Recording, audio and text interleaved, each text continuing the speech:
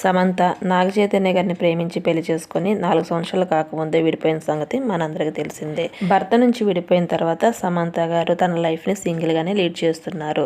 మరోపక్క నాగ చైతన్య గారు శోభితని మ్యారేజ్ చేసుకుని ఎంతో హ్యాపీగా ఉంటూ తన భార్యపై ప్రశంసల వర్షం కురిపిస్తున్నారు. అదేవిధంగా శోభిత కూడా రీసెంట్గా మీడియా ముందుకు వచ్చి నాగ చైతన్య నాకు భర్తగా రావటం నా అదృష్టం అని తెలియజేశారు. ఇదిలా ఉండగా వీరిద్దరు మ్యారేజ్ చేసుకొని దాదాపు 2 నెలలు పూర్తిగా వస్తున్న తరుణంలో సమంత గారి రియాక్షన్ ఎలా ఉంటుందని చాలామంది అభిమానులు ఎదురు చూస్తున్న తరుణంలో రీసెంట్గా సమంత ఇచ్చిన ఇంటర్వ్యూలో యాంకర్ ఈ విధంగా ప్రశ్నించారు.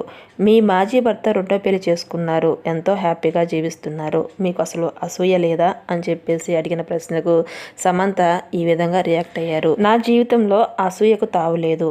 నా జీవితంలో అది ఒక భాగం కావడానికి కూడా నేను అంగీకరించను. అసూయే అన్ని చెడులకు మూలమని నేను భావిస్తాను. కాబట్టి నాకు వాళ్ళపై అసూయ లేదు. అసలు అలాంటి వాటి గురించి ఆలోచించను అని చెప్పి సమాధానం ఇచ్చారు. దీన్ని బట్టి చూస్తే నాగ చైతన్య రెండో మ్యారేజ్ చేసుకోవడం పట్ల సమంత గారికి ఎటువంటి బాధ లేదని మనకు తెలుస్తుంది.